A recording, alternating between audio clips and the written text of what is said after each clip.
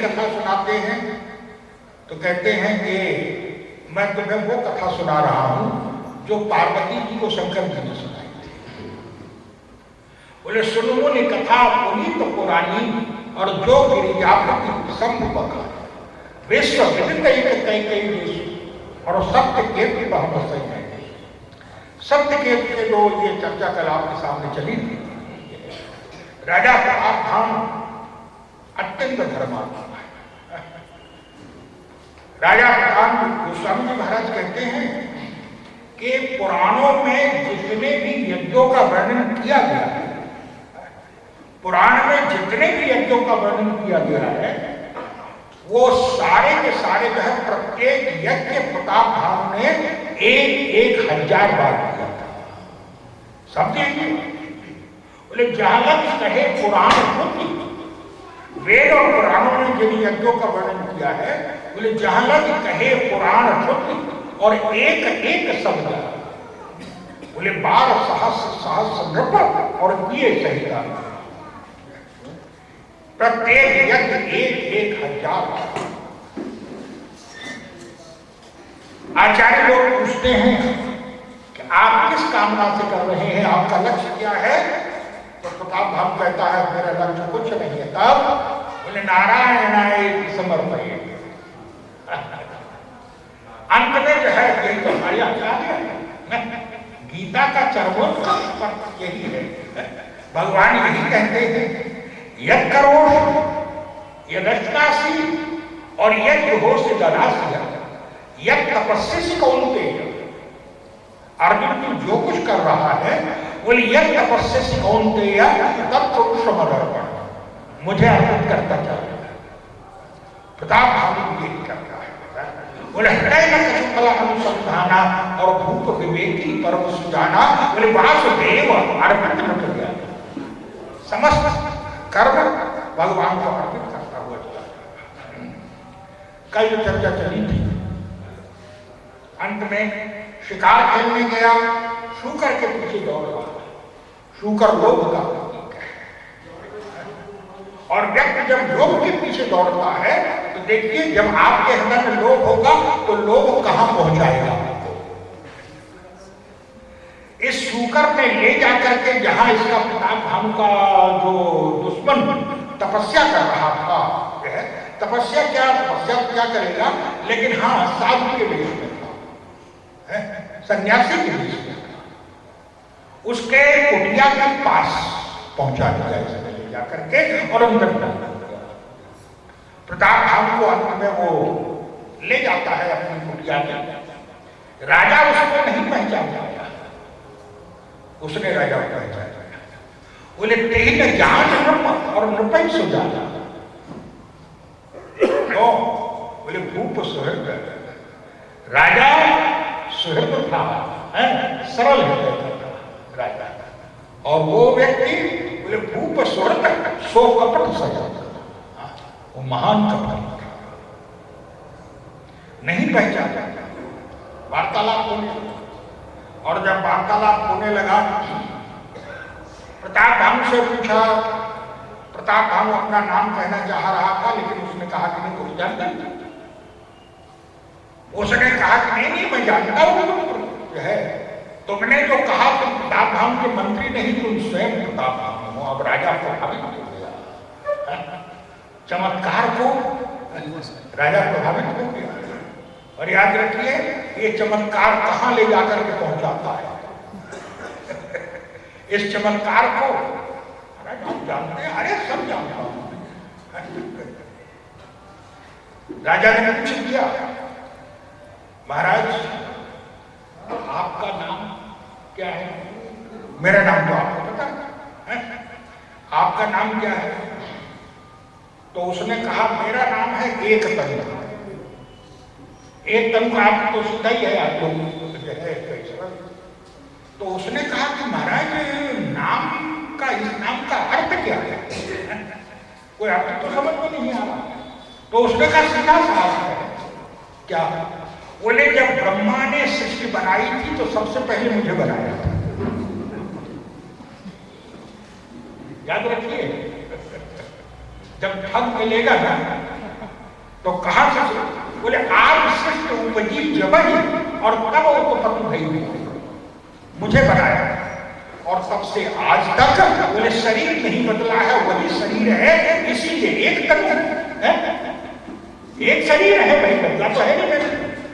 बोले आज सृष्टि उपजी जबही तब उत्पत्ति भई मोर, और नाम एक तनु हेतु तेरी और देह न धरी बहुत।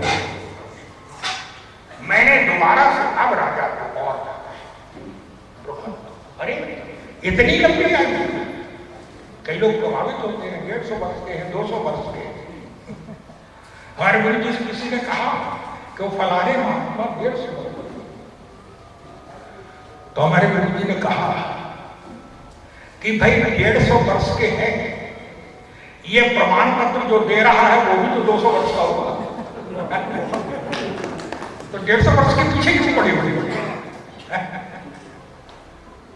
और याद रखिए हमारे गुरु जी कहते हैं उम्र बड़ी होना कोई बड़ी बात नहीं, आयु आयु आप विचार करके देखिए।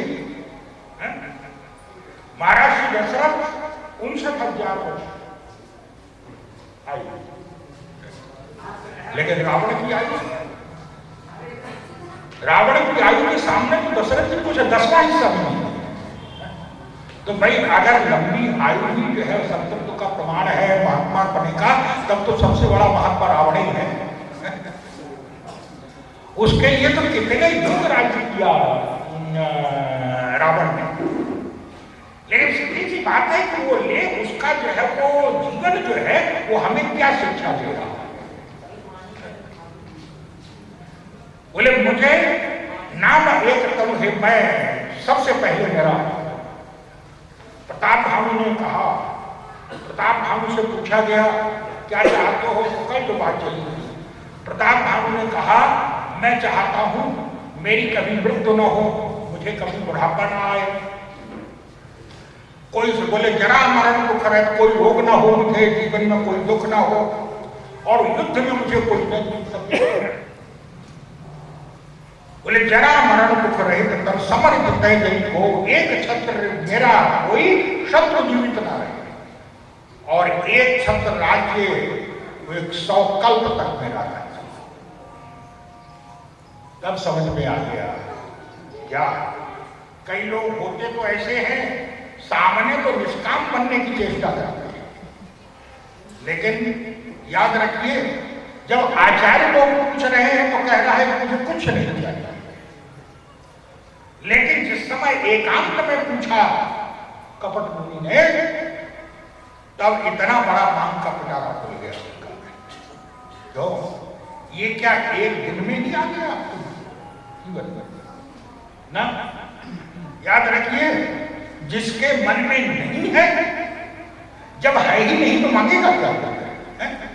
मांग रहा है इसका कहीं ना कहीं तो है ना जो निकल रहा है।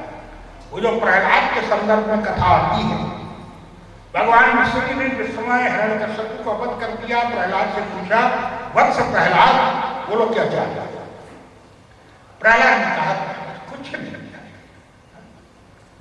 थोड़ी देर बाद फिर पूछा पुत्र प्रहलाद कुछ तो मांगो। प्रहलाद ने कहा महाराज मैंने भक्ति की है, व्यापार नहीं किया है आपसे, ये लेना देना जैसे व्यापारियों का काम होता है, मैंने भक्ति की है, महाराज भक्ति को व्यापार मत बनाएंगे। भगवान स्नेह कर रहे हैं, गोद में बैठा करके दुलार कर रहे हैं। थोड़ी देर बाद फिर भगवान ने कहा पुत्र प्रहलाद कुछ मांगो। प्रहलाद ने कहा महाराज मांगो। भगवान ने कहा प्रहलाद से, तो लगता तो ये है कि कई लोगों का स्वभाव होता है आग्रह करवाते हैं, भयंकर भूख लगी हो, सामने काला कहे बोला है नहीं इतना भरा हुआ है पानी तक नहीं चल पाया, और अगर खिलाने बैठा दीजिए तो रसोई घर खाली हो जाए। हमारे भैया रोहित जी ने आप 2-4 किस्से सुनाई लेकिन कई लोगों का स्वभाव तो लगा, भगवान ने भी कहा कि पुत्र प्रहलाद, मैंने 2 बार तुमसे कहा और तुमने नहीं कर दिया है, तीसरी बार तब तुम हाँ कर रहे हो, ऐसा तो प्रहलाद ने कहा कि देखिए महाराज, आपने जब 2 बार कहा तो मैंने नहीं कर दिया, लेकिन जब तीसरी बार आपने कहा तो आपका कोई कार्य जो है वो निरुद्देश्य नहीं होता है। मुझे लगा क्या बोले, जब आप बार बार आग्रह कर रहे हैं, इसका अभिप्राय है मेरे अंतःकरण में मांगने की कोई इच्छा छिपी हुई है, जिसको मैं तो नहीं देख पा रहा हूं, जीव क्या करेगा। लेकिन आप तो सर्वांतर्यामी हैं, सबके हृदय में बैठे हुए, आप तो महाराज कुछ इच्छा को मैं नहीं देख पा रहा हूं, लेकिन आप देख रहे हैं सर्वांतर्यामी के रूप में, इसीलिए तो आप बार बार कह रहे हैं मेरे मन में ये आया इसलिए मांगूंगा। भगवान ने कहा अच्छा बोलो क्या चाहते हो। प्रहलाद ने कहा महाराज मेरे हृदय की जो छिपी हुई इच्छा है, जिसको मैं नहीं देख पा रहा और आप देख रहे हैं, महाराज अगर देना ही चाहते हैं तो मेरे हृदय के मांगने की छिपी हुई इच्छा को ही मिटा दीजिए। याद रखिए, जिसको नहीं मांगना है उसको नहीं मांगना है। जब इच्छा होगी तब ना करो। तो राजा भी आचार्यों के सामने तो निष्काम बनने की, प्रजा के सामने तो निष्काम बनने की, लेकिन यहां पर एकांत में बैठ करके जैसे ही कपट मुनि मिला तो तुरंत अपना जो है वो मांग निकल गई। उस समय प्रताप धाम का जो ये कपट मुनि था, कल मैंने कहा था आपसे, जो है प्रताप धाम इतना धर्मात्मा था और धर्मात्मा के साथ साथ साथ शक्तिशाली भी इतना था प्रताप धाम कि ये जो राजा था, जो कपट मुनि था और जो कालके थे, इन दोनों ने विचार किया क्या, बोले अगर हम दोनों मिल भी जाएं, हमारी सेना भी मिल जाए, तो भी राजा अकेले राजा का भी मुकाबला नहीं कर सकते, राजा इतना है। तब इन्होंने, और याद रखिए, जब व्यक्ति अपनी शक्ति से नहीं हरा पाता है तो सोचता है कि साम दाम दंड भेद कठल कपट किसी न किसी तरह से। तब दोनों ने विचार किया क्या, राजा को धर्म का बल है, राजा को शक्ति का बल है, राजा को जो है और सबसे बड़ा बल है क्या, बोले गुरु का बल है। राजा गुरु की आज्ञा से, और अगर हमने इसके विरुद्ध कुछ किया, इसको परास्त भी हम करने की चेष्टा कर रहे हैं, तो उन दोनों ने विचार किया परास्त होते होते गुरु इसकी रक्षा कर देगा। इसलिए सबसे पहले जो सबसे बड़ी शक्ति है गुरु, इसका गुरु और इसका संबंध समाप्त किया जाए, इसको हटा दिया। तो वो जो कपट मुनि है उससे पूछा हमें ये चाहिए, तो उसने कहा कि ये तो हो सकता है, लेकिन एक समस्या है। क्या, बोले समस्या ये है कि भोजन जो है वो मैं बनाऊंगा, मैं ऐसा मंत्र जानता हूं, ऐसा सिद्धि जानता हूं कि मेरा बनाया हुआ जो जो भोजन करता है वो भस्म हो जाएगा तुम्हारे मन में। मैं तुम्हारे प्रति संकल्पित करके तो मैं भोजन बनाऊंगा, तो सब लोग जितने, और तुम ब्राह्मणों को। उसने कहा क्या, बोले तुम तो सबसे शक्तिशाली हो, लेकिन याद रखो क्या, बोले ब्राह्मणों से ज्यादा शक्तिशाली नहीं हो। बोले ब्राह्मण तपस्वी होता है, और ब्राह्मण शक्तिशाली इसलिए होता है क्या, बोले ब्राह्मण इसलिए, बोले तपबल विप्र सदा बलिया, ब्राह्मण तपस्वी होता है। विश्वामित्र ने यही कहा। जिस समय विश्वामित्र अपनी दिव्य शक्तियां वशिष्ठ के प्रति प्रयुक्त करने लगे, वशिष्ठ को समाप्त करने के लिए, और वशिष्ठ ने कुछ नहीं किया, एक शब्द वशिष्ठ नहीं, केवल ब्रह्मदंड लेके खड़े हो गए वशिष्ठ सामने। विश्वामित्र के सारे दिव्यास्त्र वशिष्ठ के है केवल उस ब्रह्मदंड से टकरा टकरा करके नष्ट होते चले, कुछ नहीं मिला। और तब विश्वामित्र को लगा क्या, बोले देवबलम क्षत्रिय बलम ब्रह्म तेजो बलम बला। धिक्कार है क्षत्रिय बल को, क्यों? बोले एक ब्रह्मदंड के सामने मेरे सारी विद्या है। जो कठिन तपस्या करके मैंने प्राप्त किए थे वो सारी तपस्या नष्ट हो गई केवल एक ब्राह्मण के ब्रह्मदंड। उस राजा ने भी कहा, कपट मुनि ने कहा क्या, बोले तपबल विप्र सदा बल। ब्राह्मण तपस्या के कारण जो है बलवान होता है। तब बोले तुम्हारा नाश किसी तरह नहीं हो सकता है, लेकिन समस्या ये है बस केवल ब्राह्मण शाप न, और अगर ब्राह्मण साहब तो महाराज कैसे होगा? बोले उपाय बनता क्या? बोले मैं अगर भोजन बनाऊंगा तो मेरा बनाया हुक्म ब्राह्मणों को जो है वो निमंत्रित कर दो जाकर के, और मैं भोजन बनाऊंगा तो स्वाभाविक रूप से जो है वो जो जो तुम्हारे यहाँ भोजन करेगा ब्राह्मण वो तो तुम्हारे वश में हो ही जाएगा। और उसने कहा जो तुम्हारे यहाँ भोजन करेगा उसके यहाँ जो भोजन करेगा आकर के कभी वो भी तुम्हारी वश में हो जाएगा। जब ठग मिलते हैं ना, बोले पुण्य ग्रह जीर्णमय जो और तौबस होए खूब सुन। लेकिन राजा ने कहा, कपट मुनि ने कहा समस्या है मैं आज तक जब से पैदा हुआ तब से कहीं गया ही नहीं, केवल यही रहता और मेरा तो जाना होगा नहीं। अब राजा कह रहा है नहीं महाराज आपको किसी तरह से, अरे मेरे ऊपर तो कृपा कर दिया है, आपको चलना पड़ेगा। राजा कहता है कि नहीं मैं आज तक कहीं गया नहीं, मुझे किसी से क्या लेना। राजा उदासीनता दिखा रहा है, सावधानी से सुनिएगा, राजा उदासीनता दिखा रहा है। और याद रखिए जो उदासीनता दिखा रहा है जो है बोले आप जो त्यागी बनेंगे तो सामने वाले की श्रद्धा बढ़ती जाएगी। क्यों? बोले वो भी जानता है कि प्रभावित जो है शब्दों में तो त्याग ही होना चाहिए। उन्हें यही गोस्वामी ने लिखा क्या, बोले जिमिति में तापस कथई उदासा और तिमिति में नृपहि उपज विश्वास।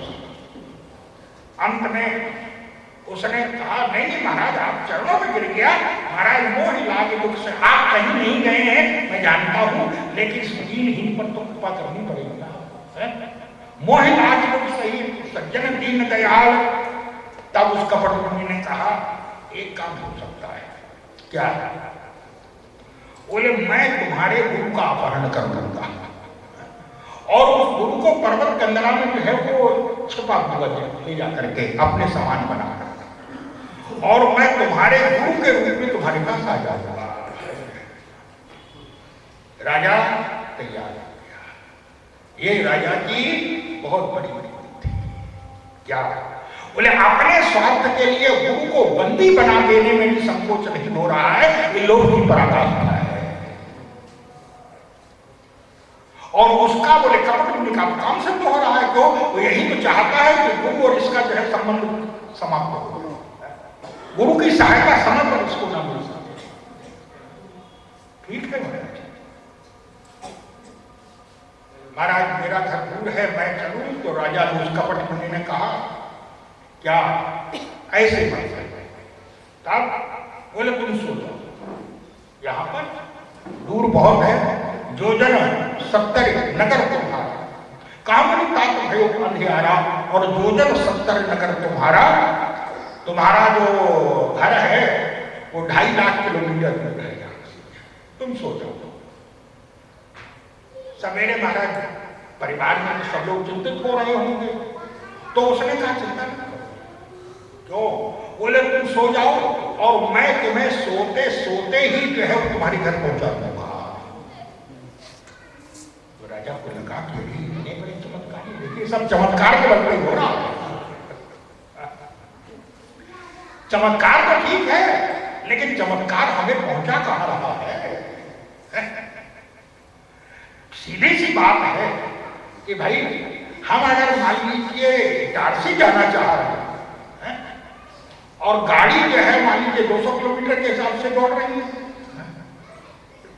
लेकिन दौड़ तो 200 किलोमीटर के हिसाब से रही, लेकिन वो गाड़ी इलाहाबाद की ओर जा रही है।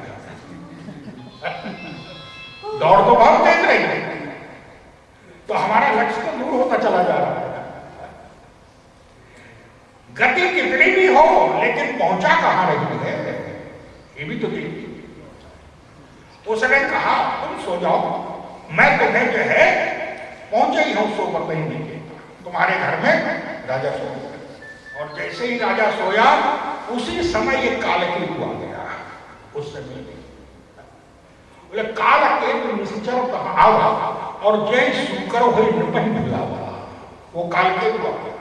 दोनों ने एकांत में बात की, क्या बोले शिकार तो फंस गया है, अब किस तरह से इसको किया जाता। उस कालकेतु अभी तो राक्षस था, मैं उस कालकेतु ने कहा कि तुम चिंता मत करो। क्यों? बोले अब आगे का काम मेरा है। क्या?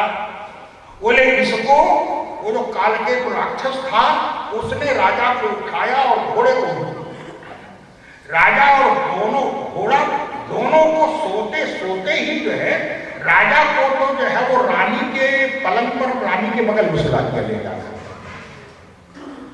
और घोड़े को घुड़साल में बांध दिया जाकर के जहां बदलता था घोड़ा। राजा प्रातः काल नींद खुली राजा की, तो देखा कि रानी के बगल में चमत्कार इतना बड़ा, अब तो मन ही मन जो है। लेकिन याद रखिए उसके पास, उसके पश्चात गया घुड़साल में, तो देखा कि घुड़साल में घोड़ा बना हुआ है। राजा के मन में, याद रखिए जैसे व्यक्ति से आप मिलेंगे आपकी मनस्थिति भी, आपका चिंतन भी वैसा ही होता चला।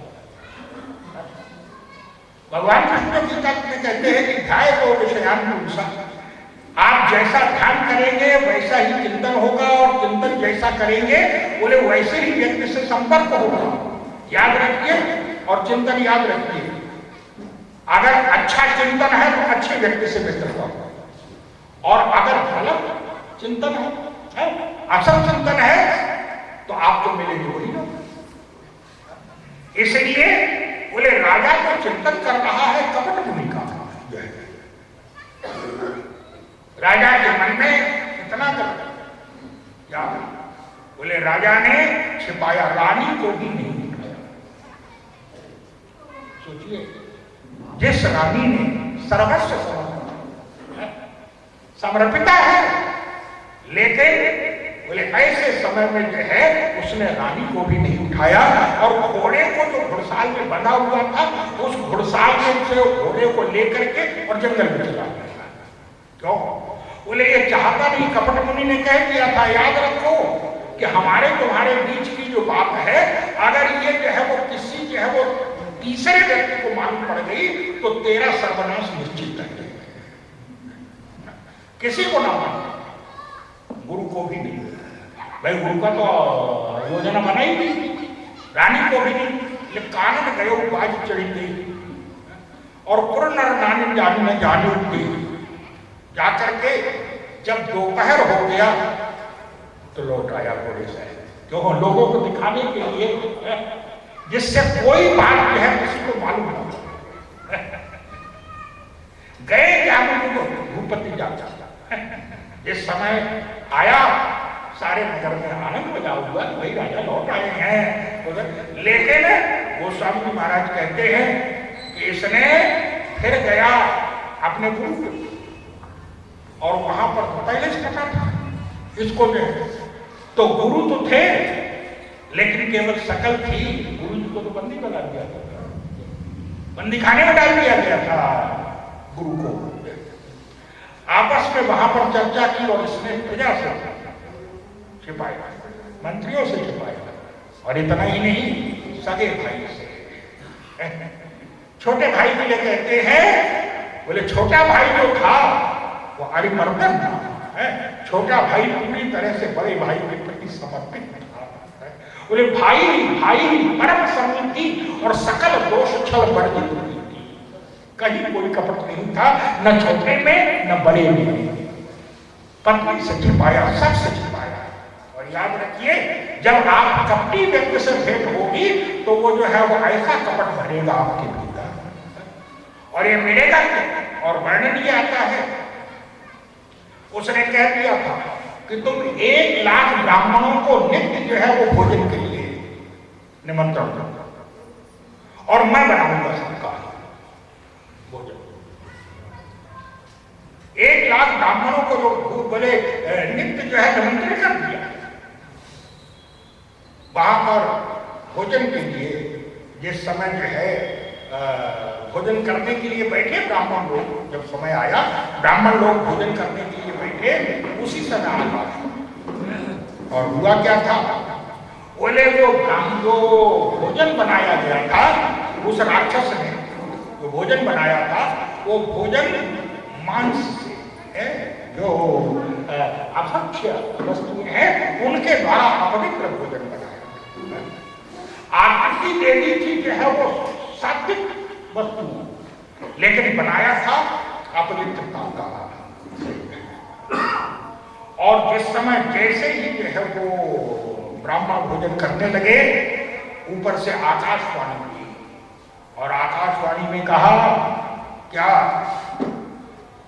आकाशवाणी कहती है, बोले विप्रवृंद उठी उठी रह गया, ब्राह्मणों आप लोग उठ उठ करके अपने घरों को चले।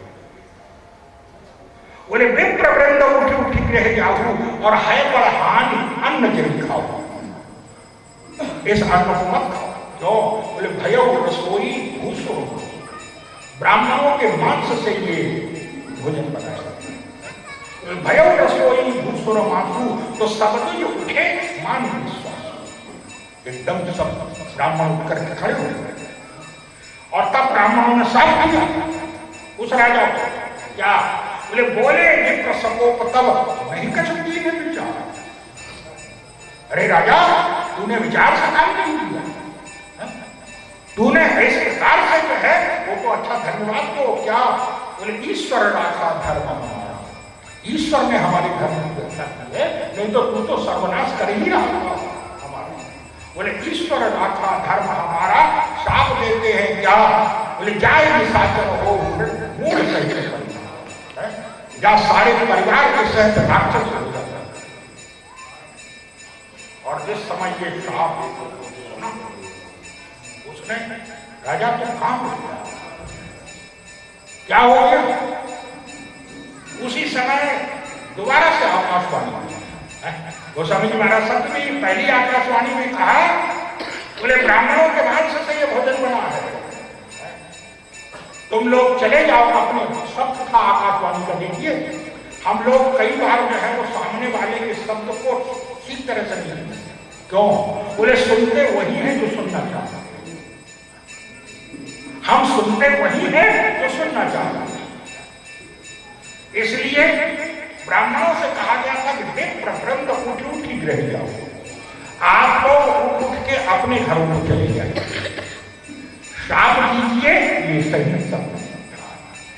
लेकिन जब ब्राह्मणों ने शाप दे दिया, ब्राह्मणों ने शाप देते हुए कहा था, बोले तब नहीं कर सकती है विचार। अरे राजा, तूने विचार से काम नहीं किया, ब्राह्मणों ने आरोप लगाया तूने विचार से काम नहीं किया। दोबारा से आकाशवाणी हुई, बोले भाई बहोरी बर गिरा, और तब आकाशवाणी में कहा, क्या ब्राह्मणों, तुमने कहा कि राजा ने विचार से काम नहीं किया, लेकिन सत्य ये है क्या, बोले विक्रम शाप विचार नहीं, ब्राह्मणों आपने विचार करके शाप नहीं किया। राजा हम लोग दूसरे के ऊपर आरोप लगाते हैं, लेकिन याद रखिए क्या, बोले जो आरोप दूसरे पर लगा रहे हैं वो हमारे ऊपर लग रहा है कि नहीं लग रहा है। हम सामने वाले से तो मूर्खता की बात कर रहे हो, अरे सामने वाला कर रहा है तो हम बुद्धिमत्ता की कर रहे हैं कि नहीं कर रहे हैं। और याद रखिए, सामने वाला अगर मूर्ख है और सुनने वाला अगर बुद्धिमान है तो परिस्थिति को निपटा, परिस्थिति को संभाल लो। लेकिन सामने वाले को आप मूर्ख समझ रहे हैं और समस्या क्या है, बोले आप सामने वाले को समझ रहे हैं, सामने वाला आपको मूर्ख समझ रहा है, तो काम तो मूर्खता ही होगा ना। तुम भैया दो मूर्ख हैं, तो व्यवहार तो मूर्खता ही नहीं होगा ना। ब्राह्मणों ने कहा था कि आप विचार नहीं अपराध भूप गच, राजा ने कोई अपराध नहीं किया। और तब ये आप लोगों की गलती है, राजा ने कोई अपराध नहीं किया। राजा तुरंत दौड़ा गया जहां भोजन बन रहा था, तो वहां देखा कि ना तो वहां पर काली ना वो मुनि जी थे, अब वो काहे को होंगे, उनका काम तो पूरा हो गया। उसके पश्चात याद रखिए, जीवन में बोले जीवन में हम ठगे तभी जाएंगे, हमें कपट मुनि तभी मिलेगा। कब? पहले लोग रूपी सूकर के पीछे दौड़ा। और याद रखिए, हमें ठग तभी मिलेगा, ठग तभी हमें ठग सकता है जब हमारे मन में लोभ होगा। अगर लोभ नहीं होगा तो कोई नहीं ठग सकता। हम लोग पौधा जो है पढ़ते हैं, समाचार पत्रों में सुनते हैं, संबंध ऐसा पता भी चलता है। आप लोग देखते हैं अखबारों में जो है वो साल में 2-4 किस्से निकल आते हैं कि भाई फलाने व्यक्ति को जो है वो किसी ने कहा कि हम सोना बना देंगे, दूना कर देंगे, सोना दूना कर देंगे। तो सोना दूना बनाने का लोग देकर के जो है वो अंत में जो होता है वो मिल के चला जाता है।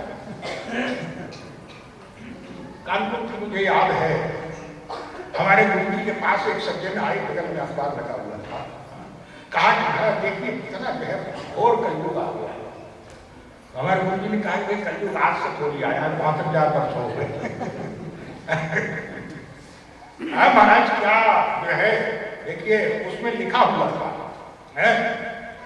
एक भोले भाले व्यक्ति को, थोड़ा शब्द सावधानी सुनिएगा, एक भोले भाले व्यक्ति को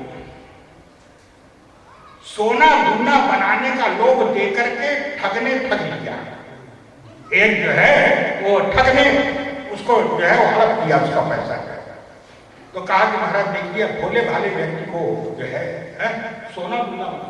तो हमारे गुरुजी ने कहा कि जो शब्द आप कह रहे हैं ठग लिया, ये मैं मान रहा हूं, ठग लिया, लेकिन आप जो कह रहे हैं कि भोले भाले व्यक्ति को ठग लिया, ये गलत है। क्यों? तो हमारे गुरुजी ने कहा जो व्यक्ति ये सोचता है कि भाई साधु महात्मा पंडित जी को 2-4 दिन जो है वो हलवा पूरी खिला करके सोना दूना बना दो, वो कोई कम ठग थोड़ी है, वो भी तो ठग ही है। अब दोनों में जो बुद्धिमान था ठग लेंगे। आप 2 दिन जो है हलवा पूरी खिला के तो आप भी तो ठगी ही कर रहे हैं, वृत्ति तो आपकी भी वही है। ये मन कहा ठग गया ले गया ये अलग बात है, लेकिन भोला भाला व्यक्ति ये मत कहिए। हमारे गुरु जी ने कहा उस व्यक्ति को भोला मत कहिए, भाला कहिए। आप याद रखिए, जिसमें लोभ नहीं होगा वो कभी नहीं ठगा जा सकता है। जब हमारे मन में लोभ आए तभी हम ठगे जा सकते हैं, वैसे नहीं ठगे जा सकते। राजा प्रताप अब लोग जो है चमत्कार को नमस्कार, चमत्कार तो है लेकिन चमत्कार पहुंचा कहां है? रामायण में सोते सोते एक जगह से दूसरी जगह पहुंच जाने के 2 चमत्कार हैं। एक बालकांड में प्रताप था और दूसरा लंका कांड। लंका कांड में वर्णन है इस समय लक्ष्मण जी को शक्ति है, क्या हुआ है? जामवंत जी ने कहा वही भी तो है लेकिन आए नहीं सकते। हनुमान जी ने कहा चिंता मत करिए, आप केवल बताइए। बोले जामवंत कहा भाई कि सुखेना और लंका रहा को पठाई लेना है तो, लेकिन लंका है। हनुमान जी ने कहा बस लंका में है, इतनी नहीं पता लगा ना। अब गोस्वामी जी कहते हैं बोले ढरी लघु रूप गयो हनुमंत और आने भवन समेत तुरंत। तुरंत जो है याद रखिए, प्रताप भानु को भी सोते सोते जो है वो दूसरी जगह पहुंचा दिया। और ये जो सुषेण वैद्य है, इसको भी तो सोते ही सोते पहुंचाया भाई। हनुमान जी ने सोते ही सोते तो इसको पहुंचाया। चमत्कार तो दोनों में है, लेकिन अंतर क्या है? बोले अगर राजा प्रताप भानु अगर बुद्धि चैतन्य होती तो समझ जाता कि ये चमत्कार हमें कहां मिला। तो बोले जंगल से घर में पहुंचा, और घर भी कहां? बोले जंगल में था, जंगल में सोया था, और जंगल वन। बोले वन तपस्या की भूमि होती है, लोग तपस्या करने जाते हैं। और पहुंचाया कहां? बोले नटय नारी पहन करा, पत्नी के बगल में सुला दिया गया, पलंग काम की। अगर बुद्धि चैतन्य होती तो सोच लेता क्या? बोले जो है तपस्या से भोग की ओर ले जा रहा है, उस चमत्कार को रूप से ही नमस्कार कर। अरे चमत्कार तो है, लेकिन चमत्कार पहुंचा कहां है? वो चमत्कार हनुमान जी ने दिखाया। क्या? बोले सुषेण वैद्य को उठाया हम, और उठाया नहीं, जगाया भी नहीं उसको। हाँ, जगाया भी नहीं। क्यों? हनुमान जी ने सोचा कि अगर जगाया, शत्रु का नगर है, जाने को तैयार हो। कौन तैयार होगा इस समय? सोते ही सोते ले चलना चाहिए। हनुमान जी ने सोचा उसको घर के सहित लिया। क्यों? अगर चाहते तो भाई पलंग सहित ही ले आते थे। हनुमान जी ने सोचा दुश्मन का वैद्य है, अगर पलंग उठा के ले गए और वहां जाके अगर इसने कह दिया कि भाई दवा खाना तो वही है, दवा तो वही रहेगी। हनुमान जी ने सोचा नहीं, वैद्य नहीं, दवा खाना भी साथ ही चलेगा। ये है चमत्कार। अरे वन से भोग की भूमि में ले जाकर के बैठा दिया काल केतु ने। और हनुमान जी बोले संत के द्वारा जो चमत्कार होता है तो क्या बढ़िया चमत्कार है। क्या? बोले सुषेण वैद्य सोया था लंका में भोग की भूमि में, और जब नेत्र खोल करके देखा तो भगवान के चरणों में बैठा हुआ है। ये है चमत्कार, जो संसार से भगवान की ओर ले जाना है। ये वो चमत्कार है। इसलिए जाने जो है वो चमत्कार, हाँ चमत्कार का जो है, लेकिन विचित्र बात है हम लोग सुनते कहां हैं।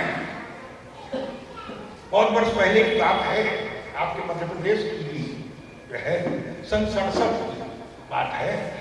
चुनाव हो रहे थे, तो उन चुनाव में भोपाल से एक सज्जन कोई खड़े हुए थे, कोई नाम नहीं था उनका, बच्चे खड़े हुए थे। तो पत्रकार लोग सबके पीछे, किसी को छोड़ते नहीं। पत्रकारों ने पूछा कि भाई आप किसी पार्टी से नहीं, आपको निर्दलीय, आपका क्या उद्देश्य है, क्यों चुनाव लड़ रहे हैं? तो उस व्यक्ति ने कहा कि देखिए मेरा तो कोई विचार वो नहीं था, लेकिन भगवान कृष्ण ने स्वप्न में मुझे आदेश दिया है कि तुम खड़े हो जाओ और हम जिता देंगे तुम्हें चुनाव। तो मैं तो भगवान की आज्ञा, और भगवान की आज्ञा का फल क्या हुआ बड़ी जमानत जब। तो क्या भगवान ऐसी आज्ञा देते हैं? याद रखिए वो भगवान की आज्ञा नहीं थी। तब बोले कभी कभी हमारा जो मन होता है, याद रखिए हमारा मन भी बोलता है। हमारा मन, याद रखिए, बोले मन जो है वो अनेक रूपधारी है। मन अनेक रूपधारी है। मन को आप सरलता से जो है, इसीलिए हमारे गुरु जी कहा करते थे, ये जो स्वप्न आता है व्यक्ति के जीवन में, वो स्वप्न कैसा आता है? याद रखिए स्वप्न बहुधा उसी प्रकार का आता है जिस प्रकार की हमारी मनस्थिति होती है, मन के अंदर। और स्वप्न क्यों आता है? तो हमारे गुरु व्याख्या करते हैं, बोले स्वप्न इसलिए आता है कि दिन भर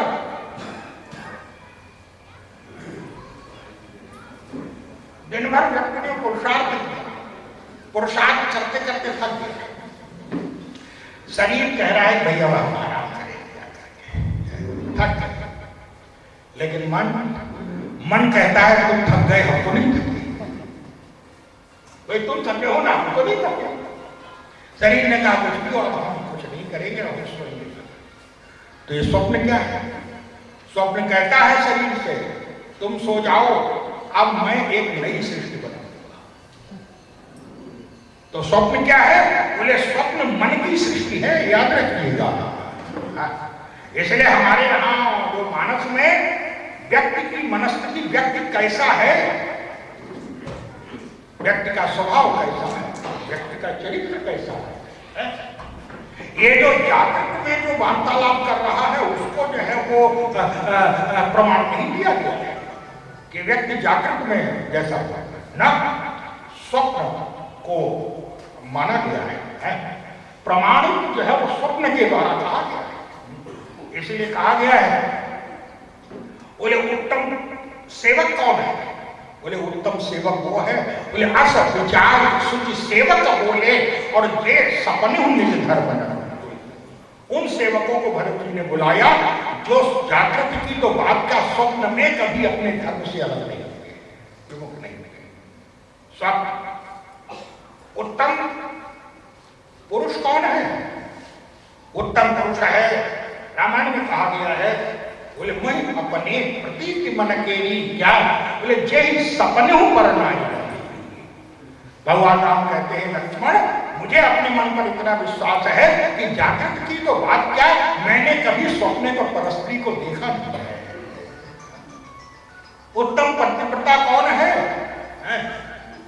बोले उत्तम के असमस मन माही और सपने हूं आन पुरुष जगत। बोले स्वप्न में पर पुरुष को नहीं देखा है। याद रखिए ये व्यक्ति कैसा है, ये मन प्रमाणित करता है। मन आपका कैसा है, इसलिए स्वप्न को स्वप्न कहता है कि हम जो है अब एक नई सृष्टि बनाएंगे। ये स्वप्न हमारे गुरु जी बताया करते थे, वृंदावन में रहते थे अनंत श्री भूषित स्वामी श्री आनंद जी महाराज के। तो बाबा के एक सेवक थे उड़िया बाबा जी महाराज के। बाबा सबसे ज्यादा सेवा उन्हीं से लिया करते और वही मुख्य, हर काम जो है वो वही करते थे, उन्हीं से सेवा, दिन रात बेचारे सेवा में लगे रहते थे। लेकिन उन्होंने एक दिन बड़े दुखी होकर के हमारे गुरु जी से कहा, एक आदमी महाराज बड़े मन में संकोच में, तो कहा कि संकोच की कोई बात नहीं, आप बताइए। तो कहा कि मैं इतनी सेवा करता हूँ, दिन भर इतनी सेवा करता हूँ, लेकिन विचित्र बात है जब स्वप्न देखता हूँ तो अधिकांश में यही दिखाई पड़ता है, क्या गुरु जी ने कहा कि जरा ये काम कर लो, मैं कह देता हूँ मैं नहीं करता। तो हमारे गुरु जी ने कहा कि देखो सही बात ये है, क्या? बोले दिन में भी तुम्हारे मन में, दिन में भी लगता हो क्या है, इतने चेले हैं मुझे को हमेशा कहते हर काम के लिए। लेकिन बोले दिन वाले गुरु जी से तो जो है वो बोलने में डर लगता, और सपने के गुरु जी को जो है नहीं करने में कोई संकोच है। ये स्वप्न जो होता है व्यक्ति का, ये प्रमाणित करता है कि व्यक्ति कैसा है।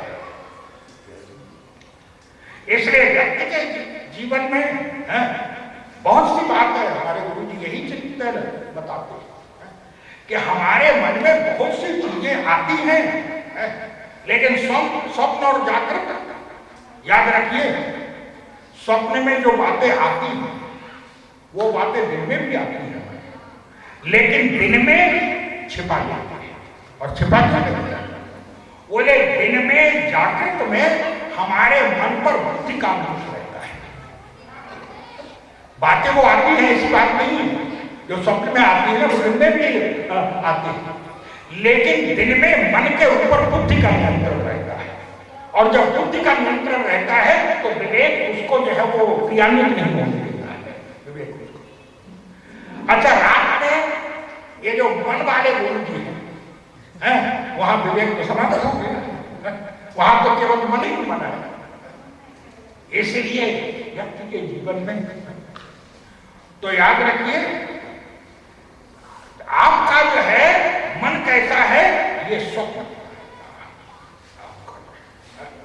चमत्कार तो दोनों प्रकार से।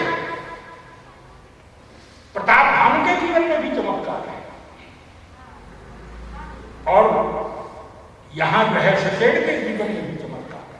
लेकिन बोले सुषेण का जो चमत्कार है, सुषेण के जीवन में जो चमत्कार है वो संसार से भगवान की ओर ले जाना है, इतनी सरलता से। हमारे गुरु जी कहते हैं कि रामायण में इतनी सरलता से किसी को भगवान की प्राप्ति नहीं हुई, सोच नहीं सकता। क्यों? बोले साधना करनी पड़ती है।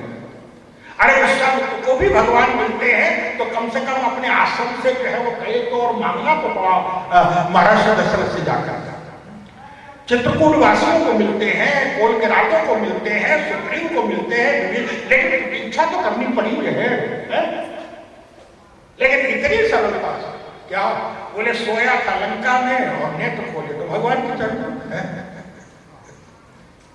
और याद रखिए ये जो भगवत प्राप्ति होगी ये केवल जो है वो हनुमान जी जैसे संत के आश्रय से होगी। जहां संत का आश्रय होता है उसके लिए बोले भगवत को खोजना नहीं है, तब बोले भगवत स्वयं उसकी प्रतीक्षा करते हैं, उसका इंतजार करते हैं जब संत की कृपा हमारे जीवन में हो जाए। लेकिन प्रताप भानु एक असंत के पीछे, दुष्ट के पीछे लग गया। और दुष्ट के पीछे क्यों? बोले केवल लोभ के कारण। लोग कहते हैं, आप रामायण में देखिए उठा करते हैं, प्रताप भानु के जीवन में केवल एक कमजोरी आई है, एक अवगुण आया, लोभ, सर्वनाश हो गया उसका। और इसके विपरीत देवर्षि नारद ऐसे पात्र हैं कि जिनके जीवन में कोई ऐसा अवगुण नहीं है जो ना हो। सारे के सारे अवगुण देवर्षि नारद के जीवन में ध्याय तो विषयान पुरुषा संगस्तेषु उपजायते संगात संजायते काम। पहले काम का संग हुआ, फिर बोले संगात संजायते का कामात क्रोधो भिजाए। काम आया और काम कितना भयंकर आया, ऐसा असाधारण काम जिसके लिए वो स्वामी कहते हैं, स्वयं कह रहे हैं क्या? बोले जब तक कछ न हो माला टांग नहीं उठा करके, जब तक कछ न हो काला और हे विधि मिले और विधि काला। किस प्रकार से ये कन्या में मेरे साथ हुआ? जब तक ऐसा भयंकर काम में, और काम के बाद जब कामना में बाधा पड़ती है तो क्रोध आ जाता है। इनको भगवान के ऊपर क्रोध आ गया और भगवान के ऊपर क्रोध आके कह रहे तुमने किया क्या है? तुलसीदास जी कहते हैं कि भगवान को शाप देने के लिए फरकत अधर कोप मन माही और सपन चले कमला। क्या? बोले दई हो शाप कि मरियम का, या तो उन्हें शाप दे दूंगा या मर जाऊंगा वहां जाकर। और भगवान से कहते हैं आपने किया क्या है? ऐसे शब्दों के द्वारा भगवान को शाप दे दिया क्रोध में आकर के जिन्होंने, और कह दिया आपने जो है, और देखिए छल भी आ गया। छल कैसे आया?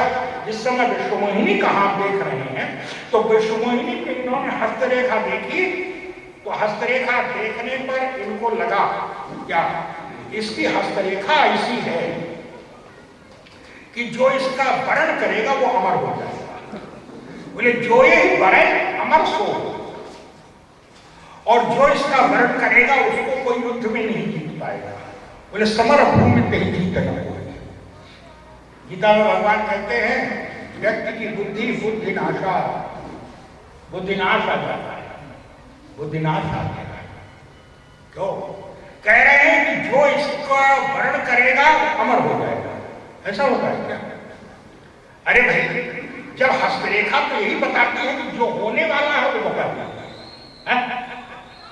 इसका तो ऐसा नहीं है कि नारद समझ रहे हैं कि विवाह के बाद ये गुण आ जाएगा, इसलिए वो कह रहे हैं कि जो ये बड़ा ही अमर, लेकिन ऐसा नहीं है। वो हस्तरेखा बता रही थी क्या? वो तो कह रहे हैं कि जो ये बड़े अमर सो, जो इसका वर्ण करेगा वो अमर हो जाएगा, लेकिन वो हस्तरेखा बता रही थी क्या? बोले सोए ही मरे अमर जो अमर होगा वो इसका वर्ण करेगा। तो अब बुद्धि तो सर्वनाश की ओर पहुंची गई और व्यक्ति जो है क्रोध आ गया, बुद्धि नाश आ गया। और ऐसा नहीं, बोले सामने वाला सीधा कह रहा है बुद्धि ब्रह्म है, समझ न पाए बुद्धि ब्रह्म। बुद्धि ऐसी ग्रस्त हो गई उनकी, क्या भगवान से कह रहे हैं महाराज भगवान की प्रार्थना की, भगवान प्रकट हुए। नारद आज बड़े क्या बात है, बड़े उतावले जैसे। महाराज ज्यादा बात मत करिए, बस सुन लीजिए मेरी बात, आप चुप रहिए, मेरी बात सुनिए। भगवान ने कहा भाई तुम लोगों की ही तो बात सुनता हूं, अच्छा बताओ क्या बात है। महाराज ऐसा करिए कि अपना रूप देखिए।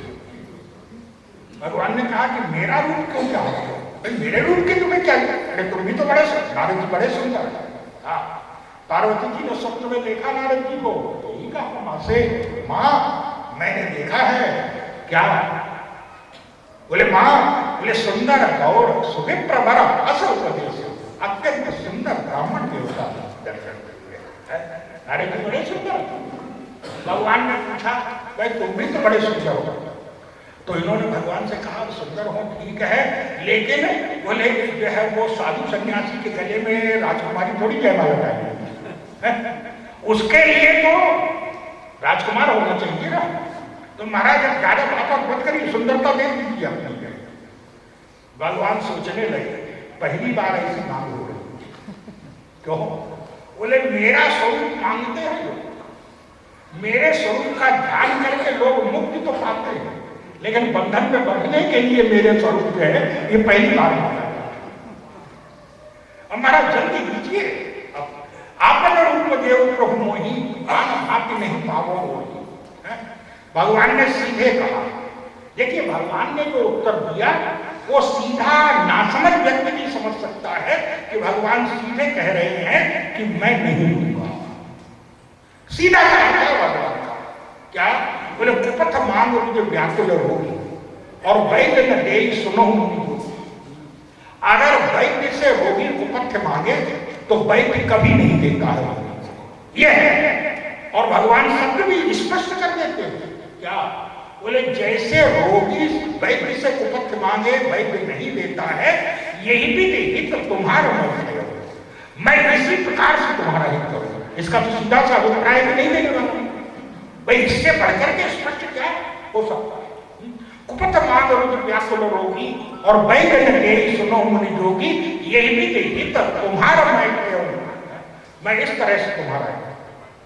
लेकिन गोस्वामी जी कहते हैं कि समझ नहीं पाए। क्यों? बोले समझ ही नहीं, माया दिवस भाई मुनि मूढ़ा, तो समझ ही नहीं। अब जब भगवान ने स्पष्ट कह दिया कि मैं तुम्हारा जो है वो इस तरह से तुम्हारा हित करूंगा, तो क्यों नहीं सीखी?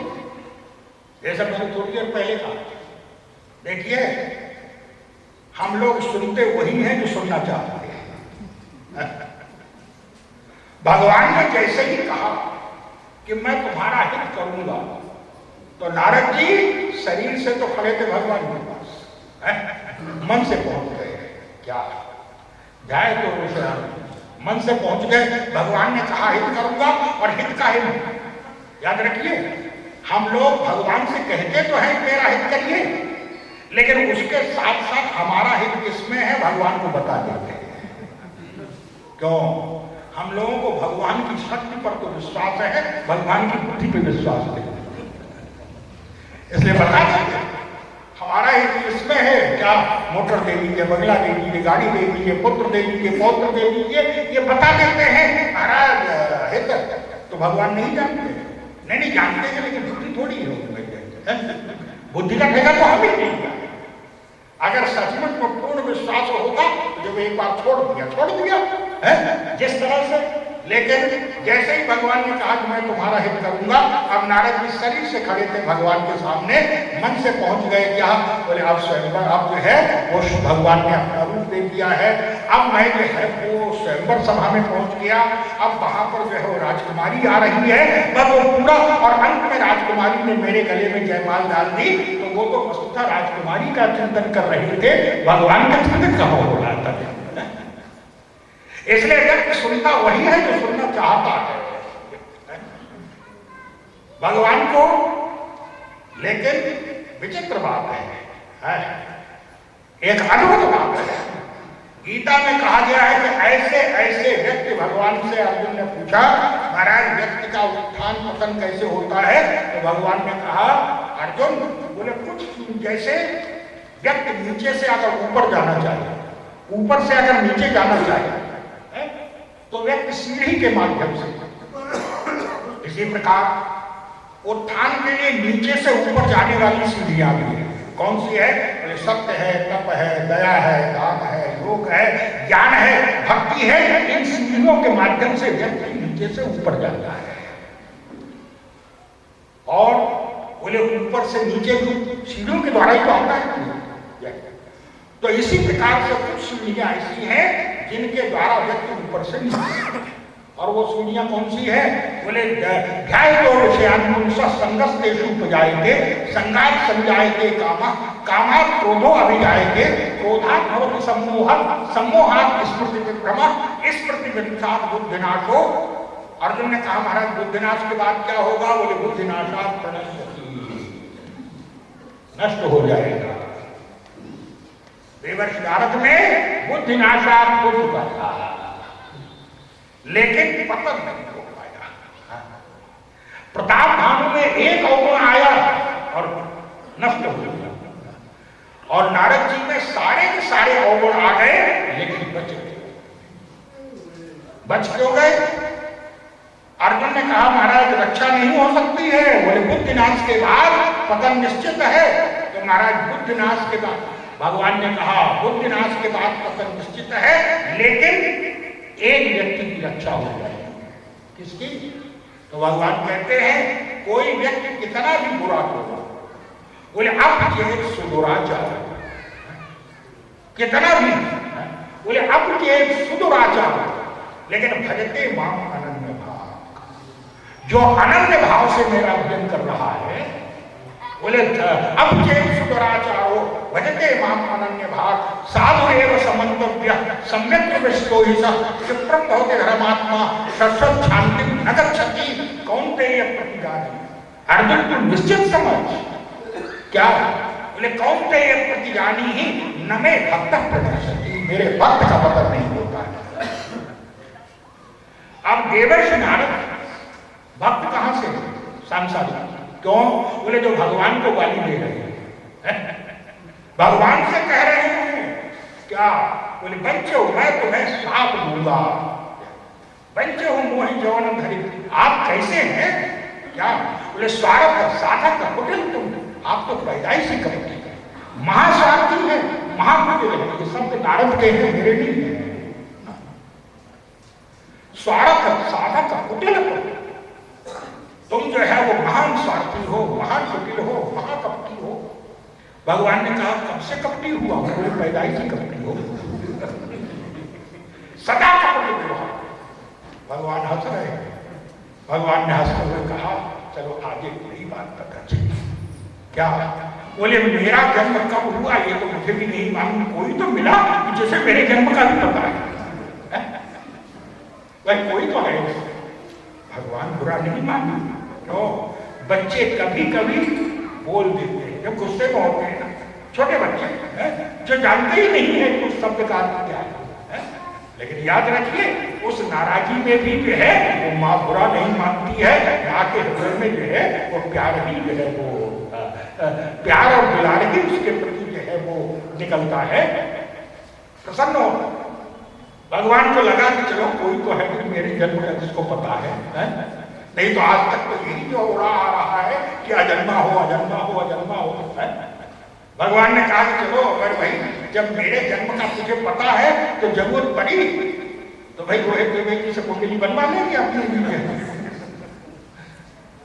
याद रखिए, ये भक्त के साथ ही हो सकता है, भक्त के भगवान।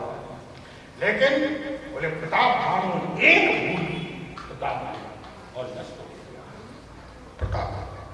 लेकिन क्यों हो गया? हमारे गुरु जी कहते हैं प्रताप भानु से एक भूल हुई और नारद फिर भी बच गए इतने अवगुणों के बाद। क्यों बच गए? बोले केवल एक अंतर। क्या? जिस समय कपट मुनि के पास प्रताप भानु पहुंचा तो कपट मुनि से प्रताप भानु ने कहा क्या? बोले तुम तक दीन दयालु हे दीन दयालु। जैसे ही कपट मुनि से कहा दीन दयालु, भगवान के काम खड़े हो। भगवान को लगा भैया अभी तक तो मैं ही दीन दयाल था, ये दूसरे दीन दयाल कहां से पैदा हो गए? अभी तक तो केवल मुझे को। तो कोई बात नहीं, अभी भी रक्षा हो सकती थी। लेकिन जो अगला शब्द था वो बड़ा भयंकर निकल गया उसका। क्या? बोले तुम तक दीन दयाल निज और हिंदू न देखो।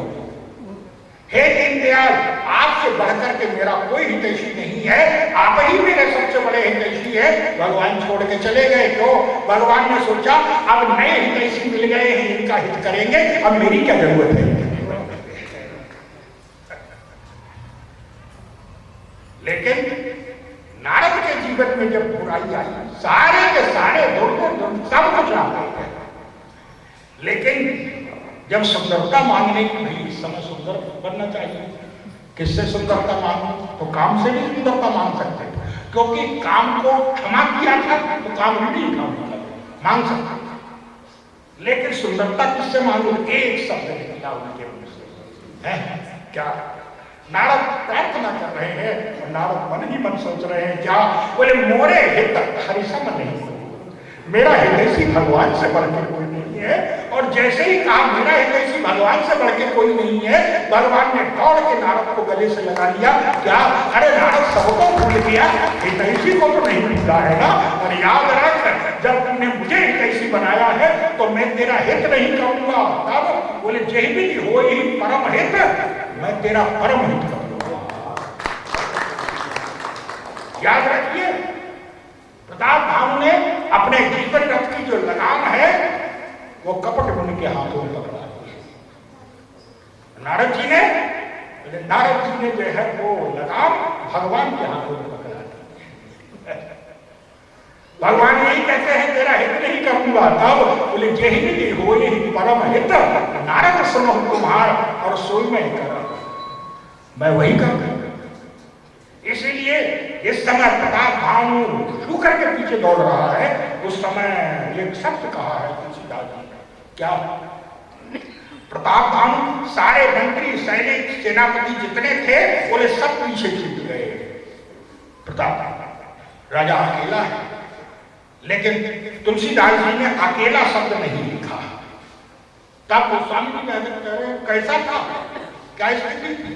बोले अति अकेला, राजा अत्यंत अकेला हो गया। तो भाई जब अकेला कहने से काम चल सकता है? सामने व्यक्ति जा रहा है, कितने हैं, अकेला जा रहा है, तो अकेला मने ये है? और अगर ये कहें अत्यंत अकेला, तो अत्यंत अकेला भी तो मतलब ये कही है।